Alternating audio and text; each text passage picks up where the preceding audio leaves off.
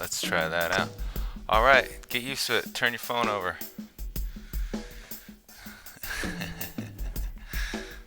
Get in, loser. We're going shopping. That kind of in that spirit. Flip your phone over. So I hope this makes sense because I want you to see my pedal board here.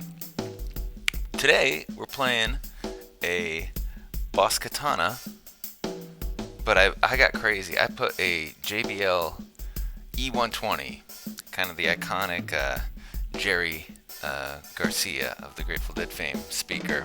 Other folks used it too, I'm sure, but that's where it is. So the main thing is I didn't do a before video with this. Sorry, but it's like probably one of the most familiar amps. Like you could go in a jam or to rehearsal anywhere and you'd be like, oh, there's a Katana, I know what I can do with that. So I have my kind of default stuff I put on the pedal, the panel controls. I got a looper through the effects loop, which I've never done before. That's kind of new to me. So with that, I've got the drums going. Let's make some loops. And I'll turn the mic off so that sound doesn't really bleed through as much. I'll turn that on here and there to chat, and then maybe we'll see how that affects the room sound.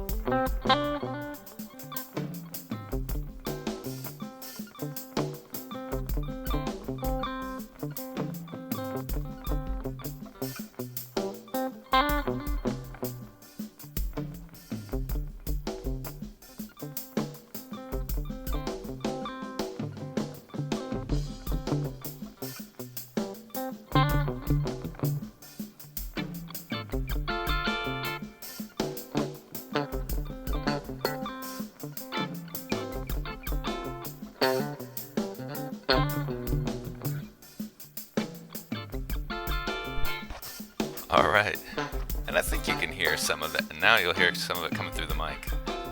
So I think you can hear some of that characteristic sound.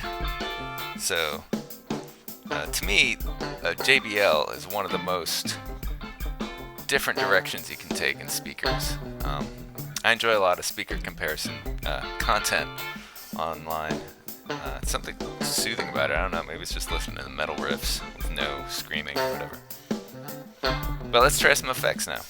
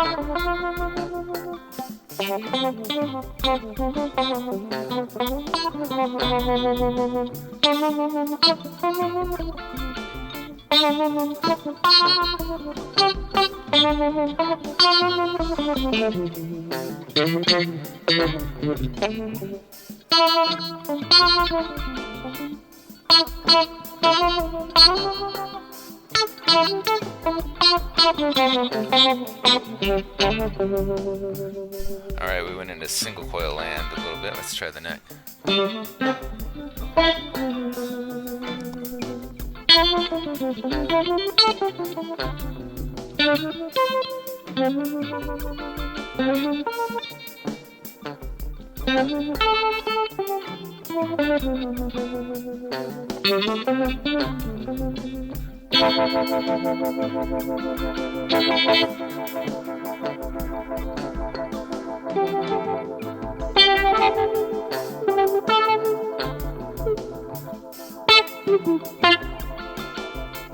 Back on the humbucker now.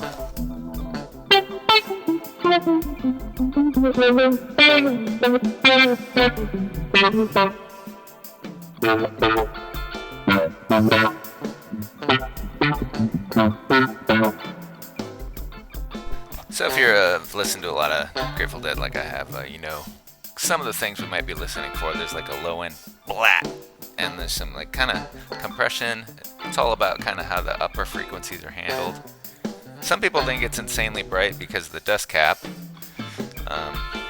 but for the connoisseurs, it just kind of handles the upper end, kind of gets everything else actually seems quieter because it's more linear in theory. That's how it was sold. And then but so sometimes people say, oh, it can't handle distortion, it gets all gritty and tinny and buzzy in a way, and they're like, it's not a vintage 30. So it's a buzziness I haven't learned to tune out.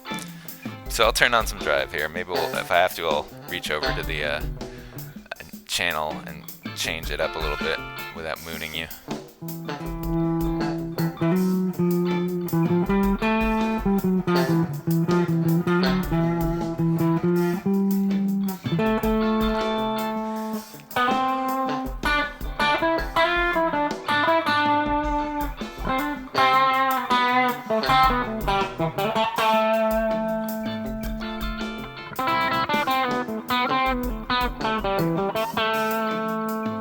I think that's just a tube screamer.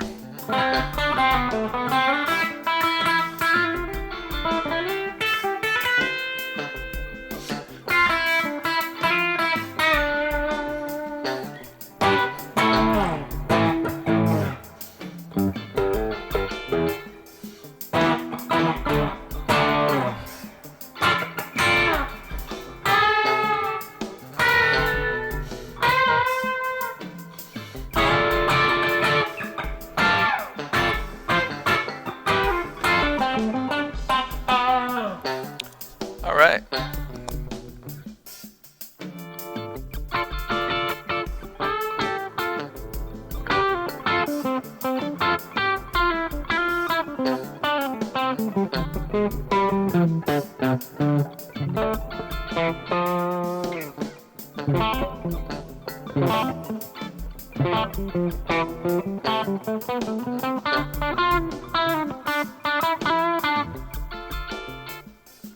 So now I'm going to try a little more serious gain. I think I'm going to have to do this really weird.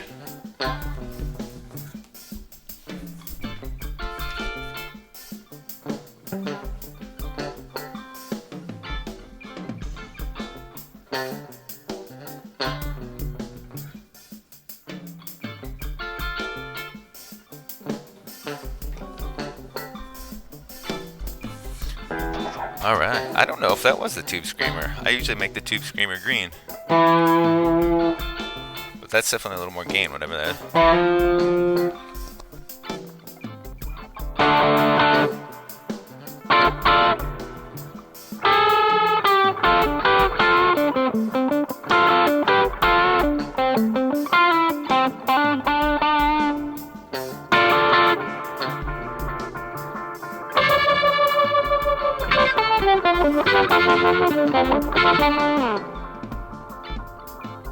Not too fizzy to me, but maybe I'm deaf.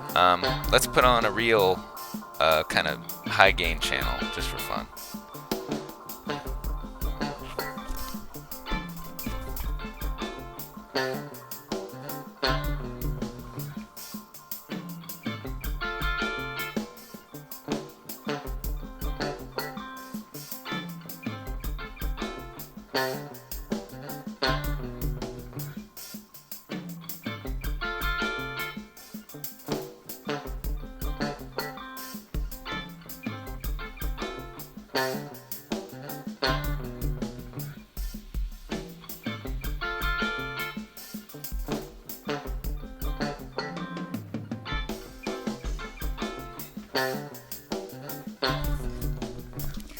We'll try that. So, interesting story.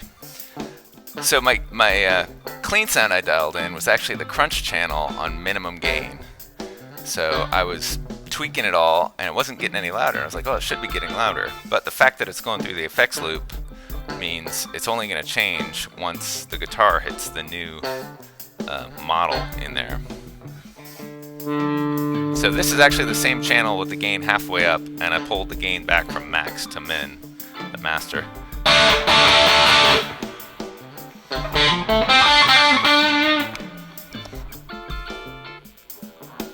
Oh, sounds a little bright there.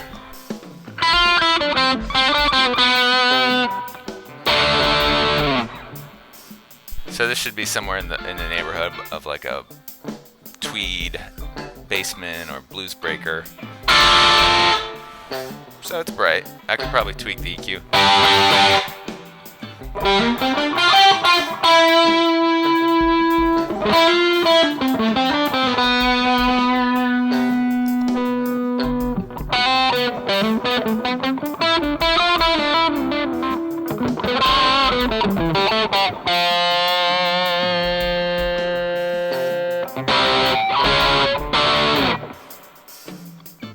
That was with the booster on.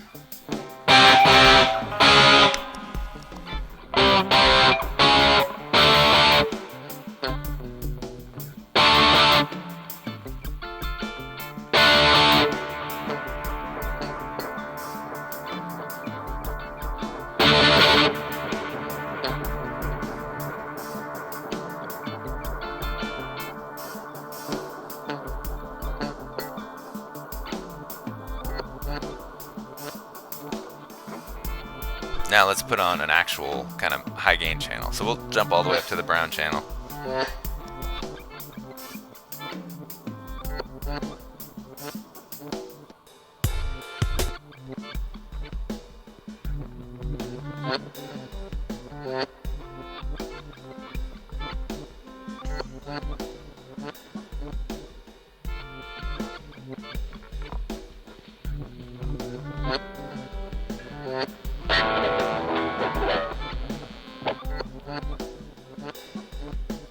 So we got the brown channel on, midway on gain, midway on volume.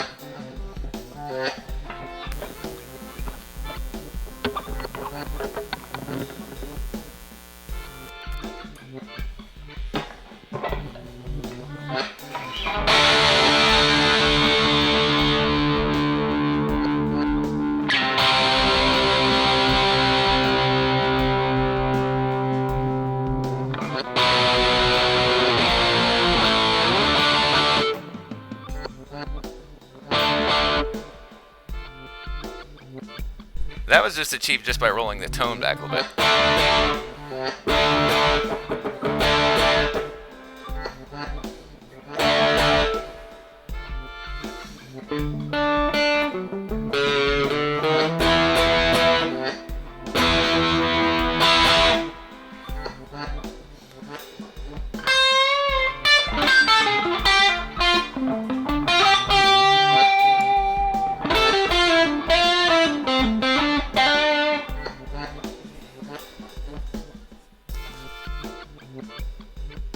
I do want to see if I can dial the EQ in a little better for this.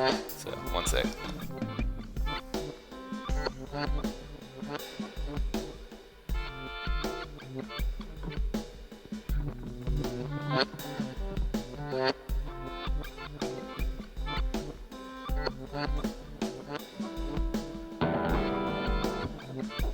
It was pretty normal. Everything was pretty mid. So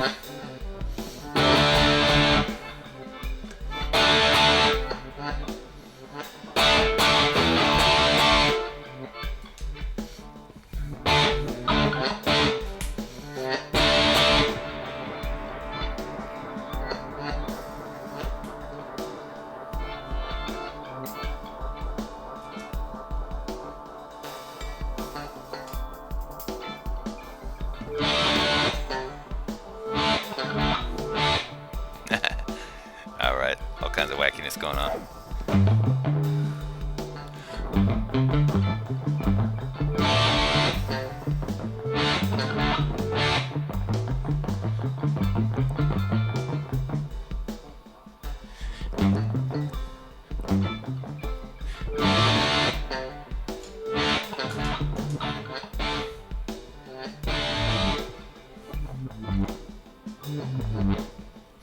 So let's see how it cleans it up on a dirty channel. I'll turn off the booster.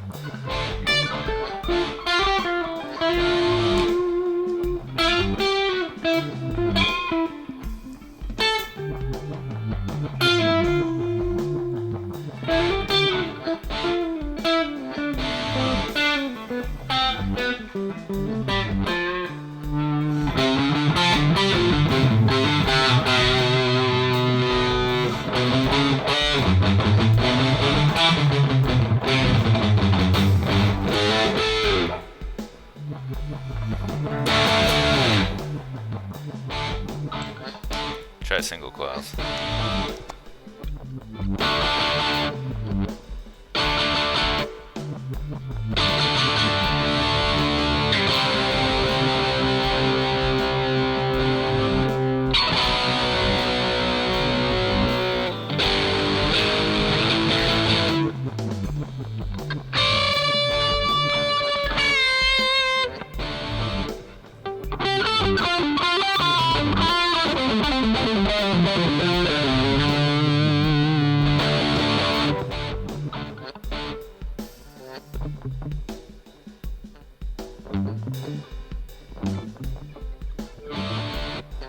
That's it. So that is it. We're fading out. Yeah, I'm not a metal guy, obviously. I wasn't preparing a bunch of metal riffs, but that is kind of one of the things about a JBL. It has a very distinctive high gain profile. I am kind of used to it. I'm worth the trade-off. So I put it in there. I don't do a lot of high gain stuff overall, and I wasn't planning to with the Katana in the near future. So I said, heck, let's throw the JBL in there. And it was a project. I had to take the whole. It's a Katana 100, the second version. So I had to take the whole amp out of the cabinet, remove the speaker. It barely fit back in. I think I had to move some stuff around. There's no tubes or anything, obviously, but you had to if you took the amplifier with the transformers and everything attached, you could put the speaker in, and I had to get longer screws for the baffle. But when it's clean and when it's doing its thing, I don't have a dead cover band or anything like that. But I like that sound for a lot of stuff. It works on more than you might expect it to. That's the thing. So the next thing up, this video is getting kind of long. In this cabinet, I have a original cone JBL E-120, which I didn't realize that was a recone until I took a careful look at it when I was putting it in there. Doing the work, you got to get a careful look at it. And I said, I think that's a recone. So I might do a quick comparison between these two, and when I do that, I might make it. I have a JBL, is it a G12 or something? It was the one they were actually designing for more metal and heavy stuff, which it didn't have the JBL.